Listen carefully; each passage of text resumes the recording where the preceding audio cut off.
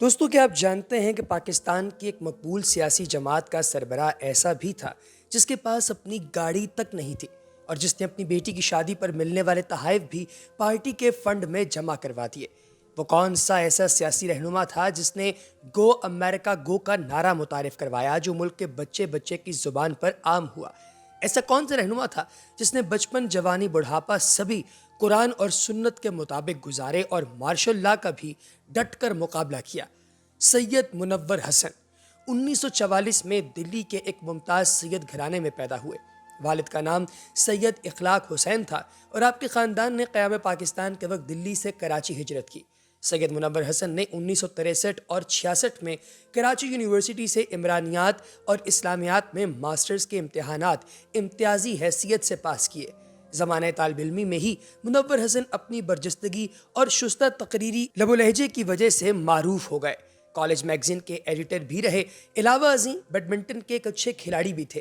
صدر ایوب خان کے martial law دور میں سید منور حسن بائیں بازو کی مقبول اور متحرک طلبہ تنظیم نیشنل اسٹوڈنٹس فیڈریشن میں شامل ہوئے اور 1959 میں اس تنظیم کے صدر بن گئے۔ زندگی میں حقیقی تبدیلی اس وقت برپا ہوئی جب آپ نے اسلامی جمعیت طلباء پاکستان کے کارکنان کی سرگرمیوں کو قریب سے دیکھا اور مولانا سید ابو العلا مودودی کی تحریروں کا مطالعہ کیا۔ نتیجتاً آپ 1960 میں اسلامی جمعیت طلباء میں شامل ہو گئے اور جلد ہی جامعہ کراچی یونٹ کے صدر اور مرکزی شورا کے رکن بنا دیے گئے۔ بعد ازاں 1964 میں آپ اس کے مرکزی صدر یعنی ناظم اعلیٰ بنے اور مسلسل 3 ادوار کے لیے اس عہدے پر کام کرتے رہے۔ جمعیت کے ناظم اعلیٰ کی حیثیت سے سید منور حسن نے مارشل لاء کے جبر کا ڈٹ کر مقابلہ کیا۔ انہیں جیل میں بھی بھیجا گیا۔ انہوں نے اسلامی نظام تعلیم، تعلیمی مسائل اور خواتین یونیورسٹی کے قیام جیسے اہم موضوعات پر بھرپور جدوجہد کی اور اس سلسلے میں عوامی رائے عامہ کو متوجہ کرنے میں اہم کردار ادا کیا۔ 1963 میں سید منور حسن نے ادارہ معرف اسلامی کراچی کی ذمہ داری سنبھالی، جہاں تھوڑے ہی عرصے میں ان کی زیر نگرانی علمی، ادبی اور دینی موضوعات پر 70 سے زائد کتب شائع ہوئیں۔ اور اسی دوران سید منور حسن جو ہیں وہ ایڈیٹر بھی رہے 2 انگلش جرائد کے۔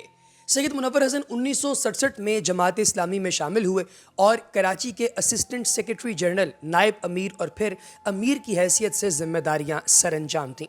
جماعت اسلامی پاکستان کی مرکزی مجلس شورا اور مجلس عامیہ کی جو باقاعدہ رکنیت ہے وہ بھی ان کے پاس رہی اور کئی فورمز پر انہوں نے جماعت اسلامی کی نمائندگی کی، جیسے یونائٹڈ ڈیموکریٹک فورم اور پاکستان نیشنل الائنس یعنی پاکستان قومی اتحاد وغیرہ میں۔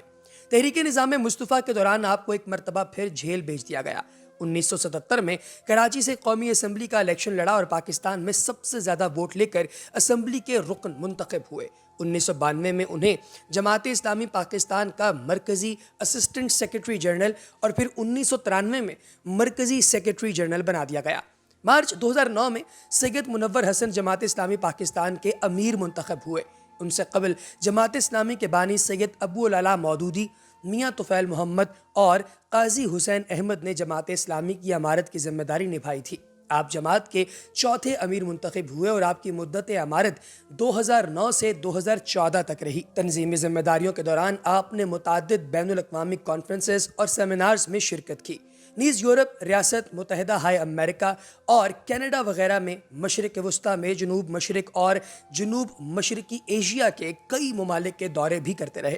دہشت گردی کے خلاف جنگ کے نام پر پاکستان میں جو قتل و غارت گری اور دہشت گردی کا بازار گرم رہا اور جس طرح اس جنگ کے اثرات پاکستانی معیشت اور معاشرت نے بھگتے، اس کے تناظر میں سید منور حسن کا کہنا تھا کہ پاکستان کے تمام مسائل کا حل امریکہ کا اس خطے سے چلے جانا ہے۔ جب تک امریکہ اس خطے میں رہے گا دہشت گردی میں اضافہ ہوتا رہے گا، اس لیے ضروری ہے کہ تمام سطحی کاموں کو چھوڑ کر پوری قوم گو امریکہ گو مہم کے جھنڈے تلے جمع ہو جائے۔ علالت کی بنا پر چند ہفتے کراچی کے نجی ہسپتال میں زیر علاج رہنے کے بعد جمعے کے روز 26 جون 2020 کو سید منور حسن اپنے خالق حقیقی سے جا ملے۔ دوستو، ان کی اولاد میں ایک بیٹی اور ایک بیٹا ہے۔ سید منور حسن کی اہلیہ عائشہ منور بھی جماعت اسلامی پاکستان کے حلقہ خواتین کی مرکزی سیکرٹری جنرل رہیں۔ وہ گزشتہ اسمبلی میں ممبر قومی اسمبلی بھی رہ چکی ہیں۔ सैयद मुनव्वर हसन ने अपनी तंजीमी और सियासी ज़िंदगी में कभी माल और दौलत जमा करने की कोशिश नहीं की, बल्कि हमेशा ज़िंदगी के रवैयों और मामलात में कुरून ऊला के मुसलमानों की यादगार थे, जिनकी ज़िंदगी का एक एक लम्हा दीन की सरबुलंदी की जद्दोजहद में गुजरा और जिनका एक एक अमल कुरान और सुन्नत की तालीमात का अक्कास और मज़र था। पाकिस्तान की एक मकबूल जमात के सरबराह होते हुए भी उनके पास अपनी ज़ाती कोई गाड़ी तक नहीं थी और ना ही कोई जागीर वगैरह के मालिक थे, बल्कि जब उन्होंने वफात पाई तो उन पर 17,000 रुपए कर्ज थे। उनकी कनात पसंदी और ईमानदारी का यह आलम था कि जब सैयद मुनव्वर हसन की बेटी की शादी पर मेहमान महंगे तोहफ़े देकर गए तो उन्होंने अपनी बेटी को कहा कि ये तोहफे आपको नहीं जमात के अमीर को मिले हैं, और तमाम मालियत की अशिया जमात के बैतुल माल में जमा करवा दी। इसी तरह अपने एक तंजीमी दौरे के बाद जब मुनव्वर हसन बरतानिया से पाकिस्तान तशरीफ़ लाए तो वहाँ बरतानिया में आपको घड़ियों, परफ्यूम्स और कपड़ों समेत काफ़ी बेशकीमत तोहफ़ और अकीदत रहने वालों की तरफ से कुछ माल भी पेश किया गया, जो आपने आते साथ ही बैतुल माल के इंचार्ज को पेश किया और कहा कि ये सब कुछ मुझे ज़ाती हैसियत में नहीं बल्कि जमात इस्लामी के अमीर की हैसियत से मिला है, इसलिए यह सब जमात का है। दोस्तों, सुबह मुनव्वर के नाम से सैयद मुनव्वर हसन की सवाने हयात डॉक्टर हाफिज साजिद इकबाल शेख ने लिखी है। सैयद मुनव्वर हसन वफ़ात से कई बरस कबल पार्किंसन के मर्ज़ में मुब्तला थे और उनकी तबीयत में काफ़ी उतार चढ़ाव आता रहा और आखिरी हफ्ते इंतहाई निगहदाश्त के वार्ड में आप ज़ेर इलाज रहे। बिलाखिर सांस की शदीद तकलीफ़ की वजह से उन्हें वेंटिलेटर पर मुंतकिल कर दिया गया। प्रोफेसर डॉक्टर सलीमुल्लाह खान की सरबराही में डॉक्टर्स का बोर्ड उनका इलाज करता रहा, लेकिन खुदा को कुछ और ही मंजूर था।